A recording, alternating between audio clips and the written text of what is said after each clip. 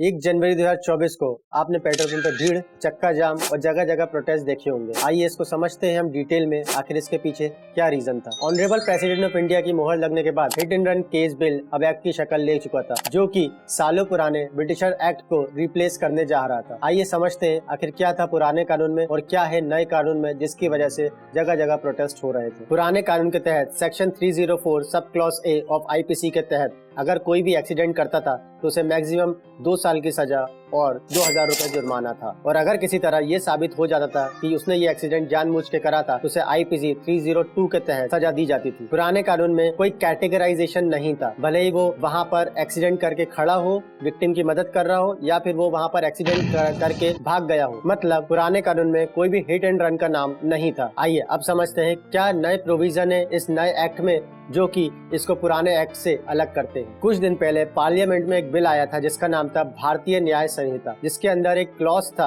106 sub clause 2। इसके अंदर hit and run case जोड़ा गया जो कि पहले एक्ट में नहीं था। वहीं दूसरी तरफ यहाँ पर एक्सीडेंट को कैटेगराइज करा गया। एक कैटेगराइज थी जो एक्सीडेंट करता है और वहाँ से भाग जाता है, जिसमें up to 10 years rigorous imprisonment और 7 लाख फाइन था। ये अप टू वर्ड याद रखिएगा, मैं इसको बाद में आपको एक्सप्लेन करूंगा ये अप टू वर्ड मैंने क्यों यहाँ पर स्ट्रेस दिया है। अगर वो विक्टिम की मदद करता है तो उसे कोर्ट के थ्रू कुछ न कुछ रिलैक्सेशन मिल जाएगा उसके इम्प्रिजनमेंट में और फाइन में। ये कानून सिर्फ हैवी व्हीकल के लिए नहीं, सारे व्हीकल के लिए लागू होते हैं। मतलब अगर ट्रक से कार का एक्सीडेंट हो जाता है तो भी ये कानून लागू होगा। वहीं दूसरी तरफ बाइक से किसी इंसान के साथ एक्सीडेंट हो जाता है तो वहां पर भी ये नियम लागू होगा। आइए अब हम समझते हैं आखिर इंडियन गवर्नमेंट को इतना स्ट्रिक्ट लॉ लाने की जरूरत क्यों पड़ी। एक्चुअली इंडिया सिग्नेटरी है ब्रासिलिया डिक्लेरेशन 2015। इसके तहत जो भी सिग्नेटरी कंट्री है उसे सस्टेनेबल डेवलपमेंट गोल 3.6 अचीव करना है। इसके तहत जो भी रोड से एक्सीडेंट होते हैं या इंजरी होती है उसको हाफ करना है 2030 तक। तो क्या सिर्फ स्ट्रिक्ट लॉ लाने से हम क्या रोड एक्सीडेंट को प्रिवेंट कर सकते हैं? क्योंकि आज भी हमारे देश में अवेयरनेस की कमी है। क्योंकि आज भी अगर कोई भी एक्सीडेंट होता है तो गलती बड़ी गाड़ी की मानी जाती है।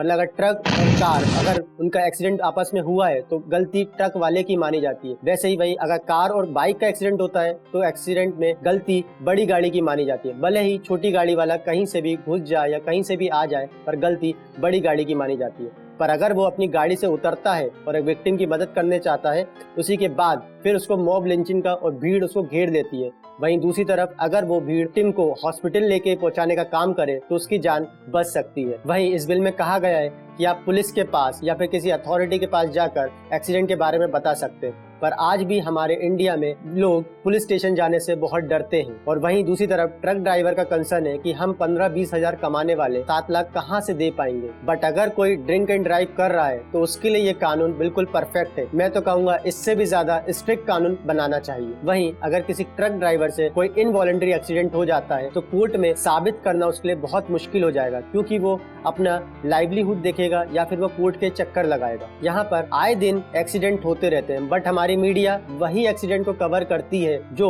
बहुत ही मसाला न्यूज है। मतलब किसी BMW से अगर एक्सीडेंट हो जाता है, किसी सेलिब्रिटी से एक्सीडेंट हो जाता है, बट यहाँ पर कोई छोटे मोटे एक्सीडेंट होते रहते हैं तो वहाँ पर हमारी मीडिया बिल्कुल भी ध्यान नहीं देती है। वहाँ पर लोकल न्यूज चैनल ही इस न्यूज को कवर करते हैं। वहीं आज के कॉम्पिटिटिव वर्ल्ड में एक ट्रक को एक जगह से दूसरी जगह सामान पहुंचाने के लिए टाइम बहुत कम दिया जाता है। अगर वो टाइम पे वो सामान नहीं पहुंचाता है, जो भी उसका पैसा मिलने वाला है वो काट लिया जाता है। वहीं दूसरी तरफ अगर किसी बस कोई सवारी लेकर जा रही है तो उसे जल्दी से उसे छोड़कर वापस लौटना होता है, नहीं तो कोई और बस उस सवारी को बैठा के ले जाएगी। वहीं ऑफिस जाने के लिए हमें 3 घंटे पहले निकलना पड़ता है। वहीं हमें ट्रैफिक बहुत ज्यादा मिलता है। इतनी फ्रस्ट्रेशन भरी लाइफ में एक्सीडेंट हो जाते हैं पर वो कोई भी वॉलंटरी या जानबूझकर नहीं करता है। वहीं दूसरी तरफ गवर्नमेंट का कहना है कि यहाँ पर अगर कोई इनवॉलंटरी एक्सीडेंट होता है और वो अथॉरिटी को जाके बोलता है तो अप टू 7 ईयर्स, मतलब ये अप टू का मतलब है मैक्सिमम 7 ईयर। ये इसका मतलब ये नहीं है कि अगर किसी से एक्सीडेंट हो जाता है तो 7 साल की सजा हो जाएगी, पर ये कोर्ट के ऊपर है कि वो उसे 7 साल की सजा देता है या 1 साल की। यहाँ पर ये मैक्सिमम लिमिट है। वहीं फाइन भी ये मैक्सिमम है। चलिए अब चलते हैं इसके सॉल्यूशन के पास। आखिर क्या हो सकता है जिसकी वजह से एक कंसेंसस बन जाए बिटवीन पब्लिक एंड गवर्नमेंट। यहाँ पर सबसे पहले चीज है, अगर एक्सीडेंट होता है तो किसकी गलती है ये कैसे पता लगाया जाएगा। इसके लिए हम वेब कैम का यूज कर सकते हैं। हर व्हीकल में अगर मैंडेटरी कर दिया जाए वेब कैम तो वो वहीं पे रिकॉर्ड हो जाएगा कि एक्सीडेंट किसका हुआ है। अगर कोई वेबकैम यूज नहीं करता तो हम वहाँ फाइन भी लगा सकते हैं, जिसकी वजह से कोई भी fake rumours about the bill नहीं होगी। Government should consult with all stakeholder, जो भी इसमें इन्वॉल्व है उससे बात करनी चाहिए। तो ये सब कर